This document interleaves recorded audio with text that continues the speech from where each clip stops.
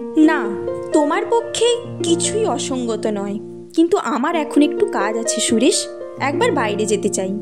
সুরেশ কহিল, বেশ তো মহিম, আমারও এখন কিছু কাজ নেই, চলো তোমার সঙ্গে একটু ঘুরে আসি। দুই বন্ধুই পথে বাহির হইয়া পড়িল। কিছুক্ষণ চুপ করিয়া চলার পর সুরেশ ধীরে ধীরে কহিল, তোমাকে আজ যে ইচ্ছে করেই ব্যথা দিলাম, এ কথা বোধ করি বুঝিয়ে বলবার প্রয়োজন নেই।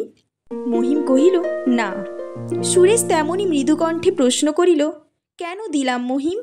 মহিম হাসিল, কহিল, পূর্বেরটা যদি না বুঝালেও বুঝে থাকি, আশা করি এটাও তোমাকে বুঝাতে হবে না।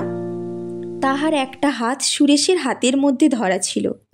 সুরেশ আর্দ্র চিত্তে তাহাতে ঈষৎ একটু চাপ দিয়া বলিল, না মহিম, তোমাকে বুঝাতে চাই না।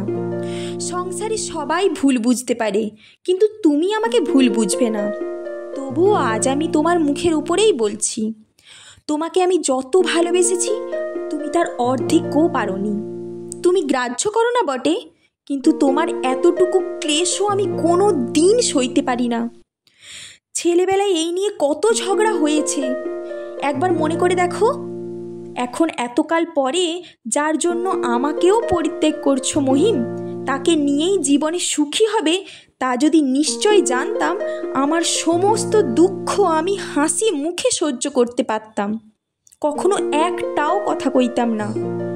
মহিম কহিল, তাকে নিয়ে সুখী নাও হতে পারি, কিন্তু তোমাকে ত্যাগ করব কেমন করে জানলে? তুমি করো বা না করো, আমি তোমাকে ত্যাগ করব কেন? আমি তো তোমার ব্রাহ্ম বন্ধুও হতে পারতাম।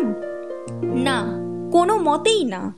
ব্রাহ্মদের আমি দু চক্ষে দেখতে পারি না, আমার ব্রাহ্ম বন্ধু একটিও নেই। তাদের দেখতে পারো না কেন? অনেক কারণ আছে। একটা এই যে, যারা আমাদের সমাজকে মন্দ বলে ফেলে গেছে, তাদের ভালো বলে আমি কোনো মতেই কাছে টানতে পারি না।